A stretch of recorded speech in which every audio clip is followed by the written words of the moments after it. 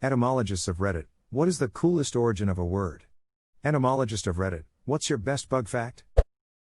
Wow, good timing. I just learned this one today. Etymology of the word clue. The word clue originates with the myth of Theseus, who used a ball of yarn to find his way back out of the Minotaur's labyrinth. The Middle English word for a ball of yarn was clue or clue. When the myth was popularized in England by Chaucer, people started using the word clue figuratively to mean a hint or guide to solving a problem. Edit, holy forking shirtballs, this blew up.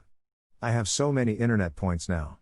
Obligatory thanks for the gold, kind stranger. Interesting. The word for clue in Swedish is ledtråd, which is translated to lead thread or path thread. So it's probably related to the same myth. In Turkish the word is ipuku, which is translated to tip of the rope. Never thought about it before I saw your comments. In Estonia it's julung, so pretty much lead of yarn. In Finnish it's vaje. No idea where it comes from. Thanks Finnish.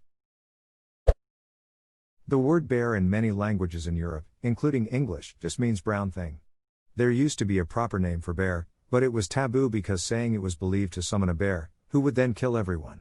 It was so taboo it was eventually forgotten, and the euphemism brown thing became the name. Ancient people were scared pissless by bears. Edit, the Arctic draws its root from Arctis, Greek for bear. So it's the land of bears. The Antarctic is thus the land without bears. In Eastern Slavic languages they were so scared that even the brown thing became taboo. The word is still used as a part of bear's lair name, but the animal itself is named as the one who knows where is honey. What, that's crazy. I never realized that the word medv has two parts. Honey to know. Thank you for this random fact. Damn, so that's why in Hungarian a bear is called medv. I always learn something new. I'm ducking learning things today. The word apron was originally napron. But when people said an apron, it got gradually transformed into an apron. I have no bug facts. The word quintessential has one of my favorite etymologies. You can break it down into quint and essential. Quint as in 5. Essential as in essence, or element. To be quintessential is to be the fifth element of something. To be the thing's spirit. So the fifth element is a quintessential movie no matter what anybody says. Malaria. Malaria is an infectious disease characterized by chills and fever and caused by the bite of an infected Anopheles mosquito. This word comes from the medieval Italian mal, bad, and aria, air, describing the miasma from the swamps around Rome. This bad air was believed to be the cause of the fever that often developed in those who spent time around the swamps. In fact, the illness, now known as malaria, was due to certain protozoans present in the mosquitoes that bred around these swamps, and which caused recurring feverish symptoms in those they bit. 2 in 1. Very nice. When I think about malaria and mosquitoes, it is never together with the words very nice. My uncle used to tell me that the reason he drinks gin and tonic is because it keeps the malaria away. I think it's because he's an alcoholic, but whatever. The etymology of tawdry is a real ride. There was a 7th century Anglo-Saxon saint named Thealfrith. Now, nobody, not even 7th century Anglo-Saxons, wants to go around trying to pronounce that dense forest of ths, so she was commonly known as Street Etheldreda, and later, linguistically lazier people called her Street Audrey. Street Audrey was the patron saint of a town called Ely, and the folks of Ely held a fair every year in her name. One of the primary products on offer at these fairs was lace. Street Audrey's lace was said a few too many times, and got slurred down to tawdry lace. Over time, the lace fell out of favor. It was mainly made by peasant women, and thus viewed as cheap, and the Puritans looked down on lace garments of any kind as ostentatious. Tawdry then began to be used to describe other things that were cheap and ostentatious, and the modern definition of the word was born. TL, Dr. Tawdry comes from the fact that Thealfrith is really hard to pronounce. My name is Audrey. I went through a cringy phase where I used Thealfrith when asked my name and even said it as my FB name. That's incredibly horse girl of you. Why does this make sense to me? Because horse dragon wolf girls are one of those strange, beautiful phenomena that transcend borders and social class. My rough estimate is 1 HG 75 students. Our valedictorian was a horse girl. Her speech was literally all about her and her horses. Our salutatorian actually talked about the students and the school as a whole. I have no idea how she wasn't valedictorian, Not just based on that, she was a legitimately smart person instead of horse girl fueled by daddy's money. Edit, one of my top comments is ripping on a person who I didn't know that well from high school. Super. That last word really explains it, I think. Etymology, nightmare. The mare part of the word nightmare comes from Germanic folklore, in which a mare is an evil female spirit or goblin that sits upon a sleeper's chest, suffocating them and/or giving them bad dreams. So basically the word comes from a description of sleep paralysis. Etymology, honeybees have to make about 10 million trips to collect enough nectar for production of 1 pound of honey. Roger is just the modern English equivalent of the Old English and Old Norse name Hrothgar. Edit, additionally, Hrothgar means famous spear, and is the name of the Danish king in the medieval epic poem Beowulf. Hrothgar that. Hrothgar.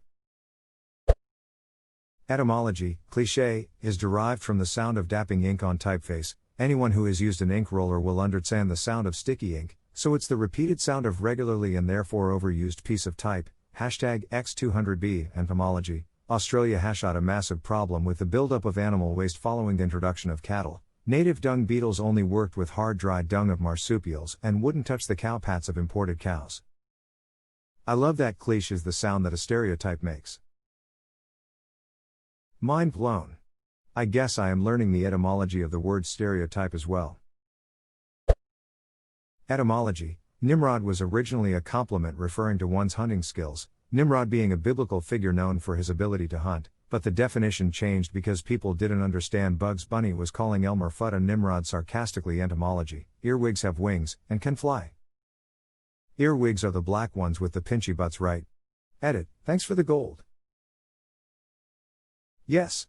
And they dock and pinch. Etymology, you can kill cockroaches with plain isopropyl alcohol in a spray bottle. You don't need to buy those special bug sprays if you only need to kill them on the spot. Spray them, and don't stop, because they will try to run away, but they'll die after a couple minutes. Try to catch them in a can, spray the shit out of them with alcohol and they'll die. Works because they dry out and die. Never had to resort to a broom. Also, more environmentally safe and won't hurt your pets. Unless your pets get all dried out. Etymology, the word avocado comes from the Aztec word for testicle. That's literally the only one I can think of right now. Etymology, the largest insect on Earth. Weta is a unique survival mechanism. When winter rolls around, they die. They physically die.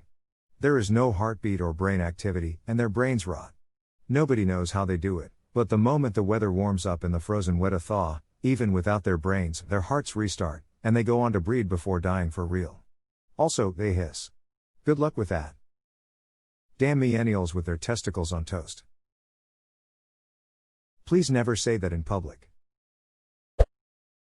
Etymology, calcium, calculator, calculate, calculus, abacus all share an origin in the word calx, Latin for stone. Renal calculus, kidney stone. Yep. Sounds like calculus. Is that because it's hard to pass? In Greek mythology, Hades had a giant three-headed dog named Cerberus that guarded the entrance to the land of the dead. Cerberus comes from an older Sanskrit word, karabos, meaning spotted. So Hades, a literal Greek god, has a hellhound named Spot. Disclaimer, I am not an etymologist, and this is disputed. I still like it. Etymology, shibboleth was a Hebrew word for a part of a plant. But at one point it was used to determine whether someone belonged to one cultural group or another because the groups pronounced the word differently. Now, it refers to words and phrases like those that out someone as part of a particular group, whether it's by pronunciation or understanding. For example, get a native German speaker to say squirrel and they almost definitely won't be able to. Etymology, some wasps inject their eggs into a host, and the host gets mind controlled to protect the developing babies. The interesting thing is that it's not the eggs that control the host but a virus that the wasp injects along with the eggs. For example, get a native German speaker to say squirrel and they almost definitely won't be able to. To be fair to them, getting a non-native German speaker to say HHRNken has similarly hilarious results. At our company, we had a lunch learn, share your culture day type thing, and there were 2 native German speakers amongst the employees, with one of them trying to introduce us to some German words phrases. That word caused some major laughter amongst us during our lunch learn hour. Great times. The word etymology is from the Greek entomon, meaning insect, which is itself the neuter form of entomos, meaning segmented. Twofer. The word twofer actually comes from combing the English phrase two for one.